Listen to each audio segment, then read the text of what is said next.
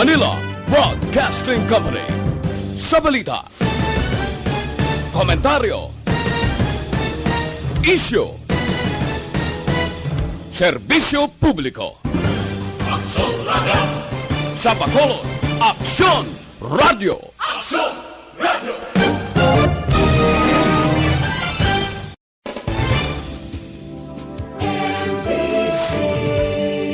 Manila Broadcasting Company. Sa balita, komentaryo, isyu, serbisyo publiko. Aksyon Radio! Sa Bacolod, Las 6:08 Aksyon Radio Philippine Standard Time. Oras ginadulong sa inyo sang Doc Alternatibo. Ang oras ginadulong sa inyo sang Sked Marketing. Taghimo sang Panyawan Plus Herbal Capsule ukon manunggal with mangosteen. Panyawan ukon manunggal liniment. Celebrity Kojic Soap. Hug Celebrity Beauty Soap. This time check is brought to you by ACS Manufacturing Corporation. ISO certified. World-class quality. Aksyon! Balita Evening Edition. Magadulong sa inyo sang mga nagapanguna ng balita lokal, national, international, sports, kag entertainment. Aksyon! Balita Evening Edition.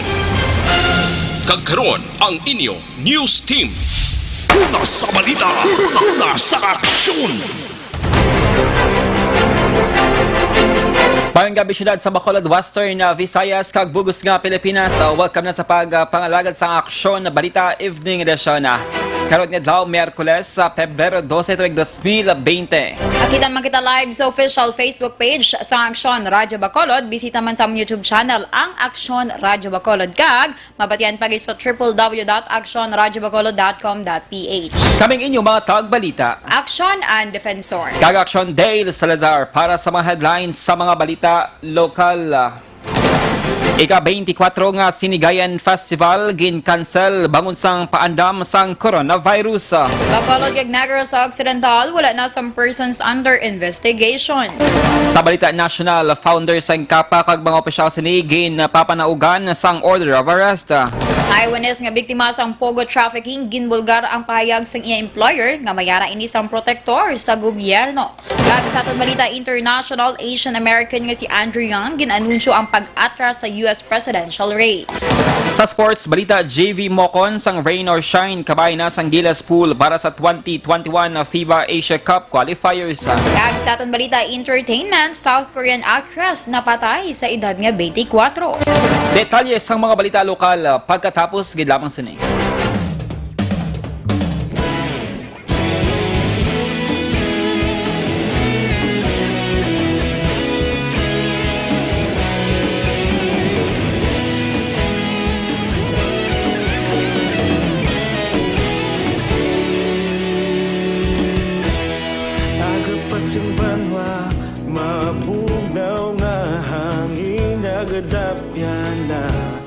Ikaw nang ginapamati ang namon ginasandigan.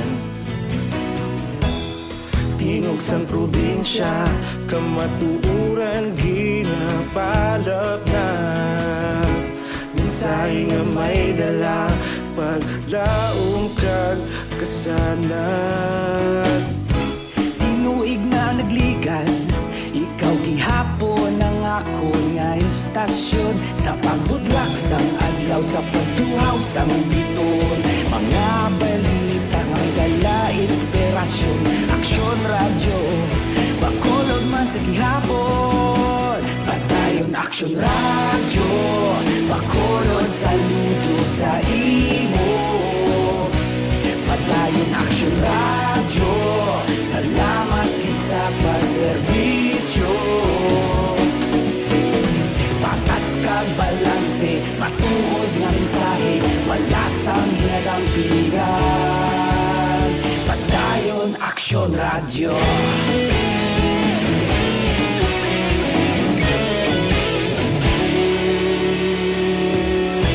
Bacolod nun kag Negrosanon, inyong pamatian.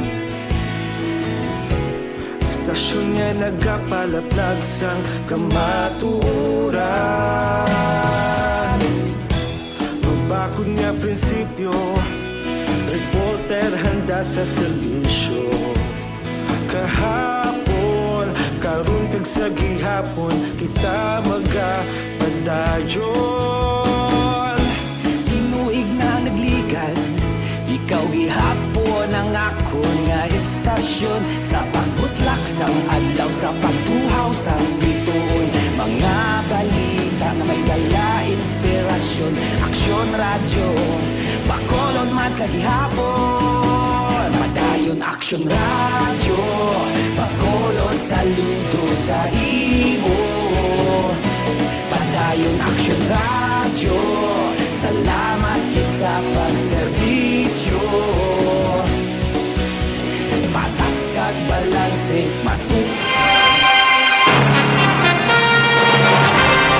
Lasay sa 3 Aksyon Radio Philippine Standard Time, kagaron sa detalye na sang mga balita lokal. Gin-cancel sang gobyerno sang syudad sang Sagayan ang ika-24 nga sinigayan na festival nga gintanan akong tali sa Marso 14 Tub 19 kasunod sang pandam sang coronavirus disease 2019 akong COVID-19. Si Sagay Mayor Alfredo Maranyon ang nagpagawa sang Executive Order number 005 nga naga-cancel sang festival matapos ang emergency meeting sang syudad subong adlaw Pebrero 12. Nasad sa mando ni Maranyon nga magapadayon naman ang religious activities sa gang Voice Idol of Sagay o singing contest. Samtang hindi naman madayon ang makahiwatan nga makaganyat sang madamo nga tawo. Una lang ang nagpagawa sang advisory ang Department of Health o DOH nga naga-discourage sa pagpatigayon sa makahiwatan nga tambungan sang madamo nga mga tawo bilang precautionary measures batok sa COVID-19. Sa ibang nga balita lokal, nakagwa na sa hospital ang ika-6 nga patient under investigation kung PUI sa Negros Occidental sa 2019 novel coronavirus nga subong ginatawag na sa World Health Organization nga COVID-19. Sunod kay Provincial Health Officer Dr. Ernal Tumimbang nga base sa records sa Provincial Novel Coronavirus Task Force, tanan nga mga PUIs nga ginpaidanom sa isolation room sa hospital ay negatibo sa virus. Apang ginklaro ni Tumimbang nga nagapadayon sa gihapon ng surveillance kag monitoring sa task force sa COVID-19 sa bulig sa mga miyembro sang Barangay Health Emergency Response Teams. Dugang pa ni Tumimbang, madamo sa mga tao ang subong nagabatsyag sang trangkaso, kataro, ubo kag iban pa nga kaangay sa mga sintomas sang COVID-19 apang ini ang normal lamang bangod sa pagbago-bago sang klima. Si Tumimbang amo ang nagserbe bilang co-chairperson sang task force. Natala naman nga magwa sa ospital subong adlaw Miyerkules, Pebrero 12 ang katapusan nga persona nga nakabig patient under investigation kon PUI baon sa novel coronavirus. Inenging kumpirma ni Dr. Grace Tan sang City Health Office nga spokesperson sang Bacolod Interagency Task Force against coronavirus sa press conference kay Ina Singaga. Sulo kay Tani sa ini kamayong nga development para sa syudad sa Bacolod matapos nanging negatibo ang resulta sang tanan nga mga laboratory examination sa 8 ka mga PUIs sa gindala sa nagkanilain nga mga hospital sa Bacolod City. Apis sa naging klaro man ni Tan nga magapadayon sa gihapon ang monitoring nga ginahimo sang task force angot sa mga balitian mientras tanto nga wala pa matapos sa pamahog gandala sang coronavirus o kung ginatawag sa karon sang World Health Organization nga coronavirus disease 2019. Panugyan panitan sa publiko nga padayonon lamang ila ginahimo nga mga preventive kag safety measures. This morning, Feb 12, we are happy to say that we don't have any new admitted PUIs, and that's since Feb 7. Our last PUI nung ginamonitor natin is for discharge. Nabatian si Dr. Grace Tan sa Bacolod City Health Office. Kapin isa kagatos ka mga infrared thermometer kag scanner ang pagabaklon sa gobyerno provincial sa Negros Occidental agud ipahamtang sa provincial kag district hospital pati na sa mga airport kag pantalan. Suno kay Governor Eugenio Salazar, ini ang gamiton sa pag-usisa sa mga nagaabot nga pasahero sa airport, pantalan kag mga pasyente sa hospital agud sa 2019 novel coronavirus nga subong ginatawag nga COVID-19. Dugang pa sang gobernador, iya na ginatugyan sa mga miyembro sa provincial novel coronavirus task force ang pagdetermina sa pagpanagtag sa mga kagamitan. Una diri, 34.6 milyones pesos nga pondo ang gin-aprobahan sa Provincial Disasters Reduction and Management Council agud gastuhon sa task force para sa hospital, preparedness kag information advocacy support projects. Samtang si iban nga balita lokal, away personal kaglansihan ng illegal nga droga ang mga nagapuna nga motibo sa pagpatay kay John Paul Artisano sang Barangay 2, syudad sang Kabangkalan. Sulod kay Lieutenant Colonel Mary Rose Salve Pico, hepe sang Kabangkalan PNP, ang biktima kagang suspect ang may madugay na nga may lainay sang buot kag naglambot sa punto sang pinatsanay. Ang duwa lunsay mga drug personality sa mga lugar kag updanay man sa trabaho bilang mga barker sa terminal sang Saras Bus. Nadalanan naman ang pagpasaka sang kaso murder batok sa suspect nga si alias Tablon Vicente nga karon at large. Una diri ginuthang ni alias Tablon si Artisano samtang nagapungko lamang gamit ang kalibre 45 nga armas uthang base man sa basiyo nga nakitaan sa lugar sang krimen. Nagkanto ni siya sa sa Changi ni Ed Marie Ortilla dito nagnominom siya. Kag may mga upod na ni siya kuno kay nagapakadlaw-kadlaw ni siya. May nagpalapit nga taho kag automatic din tiro ni siya sa likod bali sa tingkoy. Kag nag-execute ang bala sa left portion sa iyang aguya.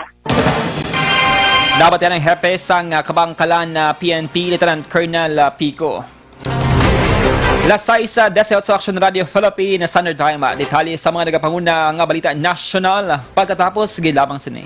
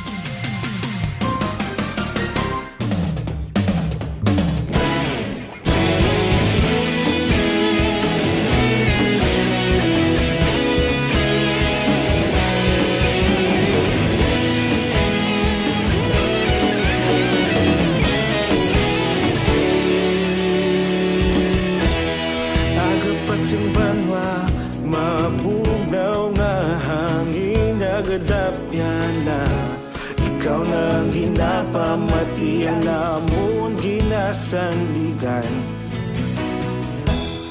Tingog sang probinsya kamatuuran ginapalap na.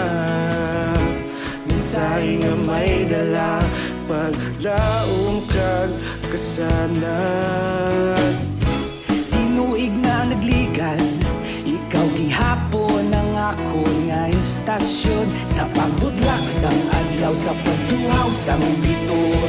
Mga balita nga may dala inspirasyon. Aksyon radyo, bakolod man sa gihapon. Patayon Aksyon radyo, bakolod saludo sa imo. Patayon Aksyon radyo, salamat kisa pagserbisyo. Patas kag balanse, matuod nga mensahe, wala sang ginadampingan. Patayon Aksyon radyo.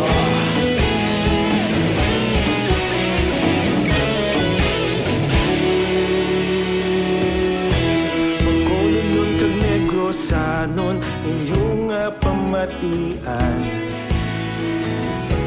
Stasyon nga nagapalaplag sang kamatuuran.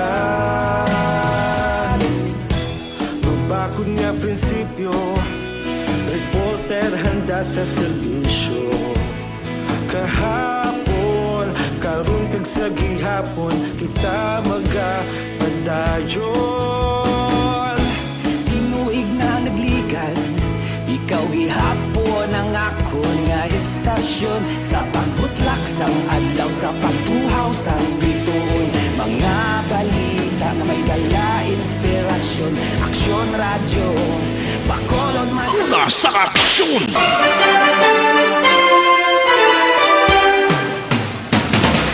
Lasay sa 22 Aksyon Radio Philippine Standard Time. Kakaroon sa detalye na sa mga balita nasyonal. Ginmando sang korte sa siyudad sang Bislig, Surigao del Sur ang pag-aresto sa founder kag mga key officers sang Kapa Ministry International tungod sa investment fraud. Sunod sa Securities and Exchange Commission o CONSEC, nagpagawas ang order of arrest ang Bislig Regional Trial Court Branch 29. Batok sa Kapa founder nga si Joel Aploniario, trustee nga si Margie Denao, corporate secretary nga si Reyna Apolinario, kagin aligara promoters nga Sanday Marisol Diaz, Adelfa Fernandico, Moises Mopia kag Renyones Katubigan. Kaso kriminal ang ginapasaka sang state prosecutor batok sa mga Kapa officers sa paglapas sa Securities Regulation Code base man sa aligasyon sang corporate regulator. Ginpahayag sang SEC nga ginaganyat sang kapang publiko nga mag-invest sang 10,000 pesos sa organisasyon kabaylo sa 30% kada bulan nga balik tubtub sa nga wala sang ibaan nga himuon kundi mag-invest kag maghulat sang payout. Nadiskubrihan man sa mga prosecutors sa Department of Justice o DOJ nga mga opisyal ang nagabaligya o kung nagatanyag sang securities for sale nga wala sang may gin-file nga registration statement sa SEC. Pinapaimbestigahan ni Presidente Rodrigo Duterte ang report niya kalakip sa narco-list si Lieutenant Colonel Jovi Espinido ang poster boy ng Chief Executive sa kampanya batok iligal nga droga. Sunod kay Presidential Spokesman Salvador Panelo, himuon ini sa Presidente kung mabato na ang opisyal nga report halin sa Philippine National Police o kon PNP. Apang sa personal nga pananawa ni Panelo, sunod sa iya, tama kalayo nga mga lakip sa narco-list si Espinido. Sa madumduman, makapila ka beses nga gindayaw ni Presidente Duterte si Espinido bangod sa pagkapatay sa mga ginapatihan na big-time drug lord nga Sanday Osama City Mayor Ronaldo Paruhinog kag Albuera Mayor Rolando Espinosa. Sa iban nga balita nasyonal, target sang Philippine National Police o kon PNP nga makikita sa mga opisyal sang Philippine Amusement and Gaming Corporation o kon PAGCOR ag sa Games and Amusement Boards o kon GAB kasunod sang ginpatubad nga intensified campaign batok sa illegal gambling. Sulod kay PNP Chief General Archie Gamboa, tunan sang otoridad ang nagkalinlain nga gambling scheme sa sulod sang 2 ka semana antes mag-set sang discussion sa opisyal sang PAGCOR kag GAB. Sunod kay Gamboa nga luyag niya patunan sa Director for Operations sang mga bagay antes makikita sa regulatory bodies kang isang GAB, LGUs kag League of Mayors sagud may baluan kung ano lang ang legal kag mahimo maka-operate. Gigkaruman sang PNP Chief nga wala pa siya sang definite schedule ang sa meeting kag ginpahayag nga luyag niya nga i-establish ang police kun bala ang mga panahon nga ginahimo sa karon ang matuod nga legal. Ginaduso ni Senator Risa Hontiveros nga imbestigahan ang negosyo sa Philippine Offshore Gaming Operator sa Kunpogo nga ginaangot sa iligal nga aktibidad. Ini matapos niya ginpresentar ang Taiwanese nga babae nga nag-aligar biktima sang trafficking. Ginpresentar sang senador ang 23 anyos nga Taiwanese national nga si Lai Yushan o kun Ivy nga ginaligar biktima sang trafficking sa Pilipinas kay ginpatrabaho sa kumpanya sang Pogo nga kung sa diin iya na eksperyensyahan ang pagpangabuso kag detention. Sa press conference ginpahayag ni Hontiveros nga madamo sang illegal nga aktibidad sa Pogo kag pila sini amo ang illegal recruitment, illegal detention kag sexual harassment nga suno sa senador dapat na nga matapos. Sa statement ni Ivy ginpahayag sini nga gin-recruit siya para magtrabaho sa advertising apang ulihin na niya na diskobre nga isa ini ka Pogo business. Ginpahayag pa ni Ivy sa iya nga employer nga gusto na niya nga magpauli sa Taiwan apang ginpuwersa siya nga magtrabaho kag ginpahog nga mayara ini sang protektor nga yara sa gobyerno. Kalakip man sa ginbulgar ni Ivy nga biktima siya sang sexual assault sang iya man mismo nga employer. Una sa balita, una sa aksyon. Lasay sa 26 so gali ang pag-inom sang DTX sa 500 bawal DTX sa 500 ang may 3 ka mga anti-diabetic properties sa charantine nga panubos ang glucose V-sin nga control sa mga blood sugar kag polypeptide nga may kaangay nga epekto sang insulin. Mag DTX sa 500 kapsula sa kada adlaw ang produkto nga DTX sa 500 ang pwede na mo-order online kag ma-deliver sa inyong nga balay. Magbisita lamang sa www.kalusuganyan.ph or pwede man i-check ang Kalusugan Yan Facebook page. Detalye sa mga balita international, sports kag entertainment pagkatapos gidawang sini.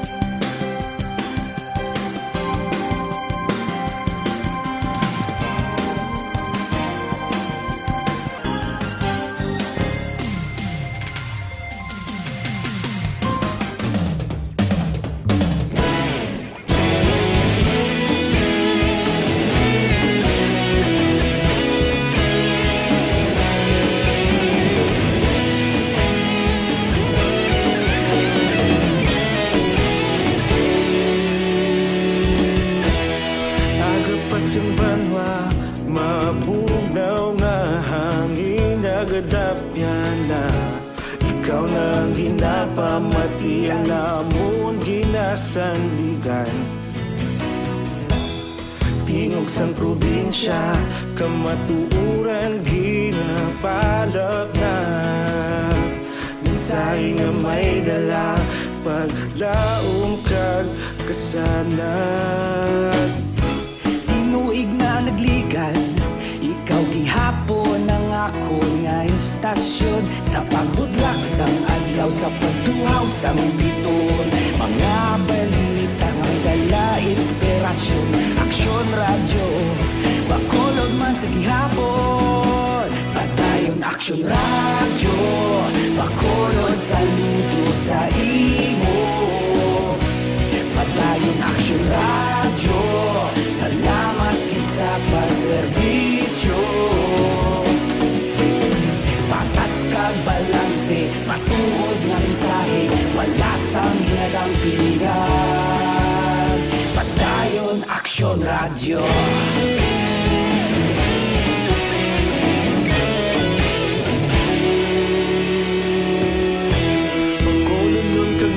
Sanon inyong pamatian. Stasyon nga nagapalaplag sang kamatuuran. Mabakod nga prinsipyo, reporter handa sa serbisyo. Kahapon, karon kag sa gihapon, kita magapadayon. Ikaw gihapon ang akon nga istasyon. Sa pagbutlak sang adlaw, sa pagtuhaw sang biton. Mga balita na may dala inspirasyon.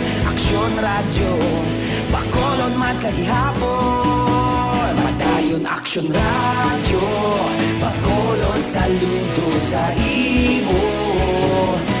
Padayon Aksyon radyo, salamat sa pagserbisyo. Patas kag balanse, matuod na mensahe, wala sa ginadang piligan. Padayon Aksyon radyo. Una sa balita, una sa aksyon, sa bakolod Aksyon Radio.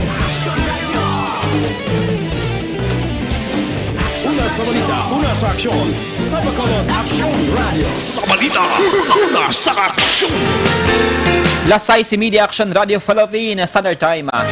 Kag sa detalye sa aton balita international, ginanunsyo sa negosyante nga si Andrew Yang ang pag-atras na sa US presidential race. Si Yang nga pambato sa Democratic Party ang pinakauna kun tani nga mangin Asian American president kun palaron nga magdaog. Pero matapos nga manubo nga puntos nga nakuha halin sa New Hampshire, nagdesisyon si Yang nga mag-atras na sa pagpapili. Aminado mismo si Yang nga base sa mga numero, maatag nga hindi na siya nga magdaog. Sa kampanya, kalakip sa promisa niya nga hatagan sang $1,000 kada bulan ang kada may edad nga residente sa Amerika.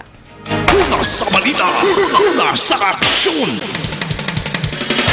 Sa sports balita, kabay na si JV Mocon sang Rain or Shine sang 24-man pool sang Gilas Pilipinas para sa 2021 FIBA Asia Cup qualifiers sa karon nga bulan sang Pebrero. Si Mocon ang nag-intra na sa practice sang national team upod ang 18 kay bantang mga players sa Meralco Gym Martes ang gabi. Ginabi-abi ni interim Gilas Pilipinas head coach Mark Adical si Mocon nga nagahatag sang kabudlayan sa TNT katropa sa paghampang sa PBA. Suro kay Mocon ang nagahatag sang kabudayan sa TNT katropa sa paghampang sa PBA. Suro kay Mocon, no-brainer ako nangin mahapos ang iyang pagdesisyon sa pag-intra sa national team pool matapos nga siyang ginambitado Gilas manager Gabi Kuya. Una na ginapoint si Kiefer Ravenna bilang team captain sang team. Una nga makainkwentro sang Gilas sang pungsod Thailand sa mabot nga Pebrero 20. Una sa balita, una sa aksyon. Kag sa atong balita entertainment, ginanunsyo sang iya agency nga Storage Company sa Instagram nga nagtaliwan sa edad nga 24 ang aktres nga si Gosong Jung tungod sa balatian. Sa statement sang kompanya, ginpahayag nga napatay ang aktres sa Pebrero 9 kay ginpagwa ang anunsyo pila ka adlaw pagkatapos sang iya nga lubong.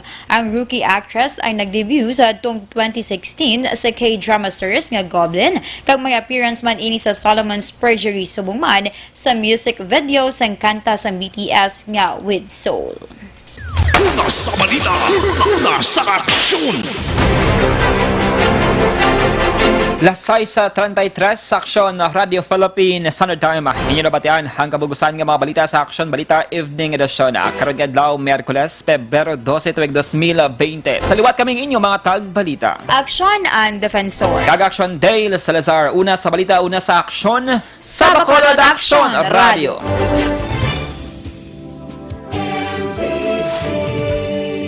Manila Broadcasting Company. Sa balita. Komentaryo. Isyu. Serbisyo publiko. Sa Bacolod, Aksyon Radio.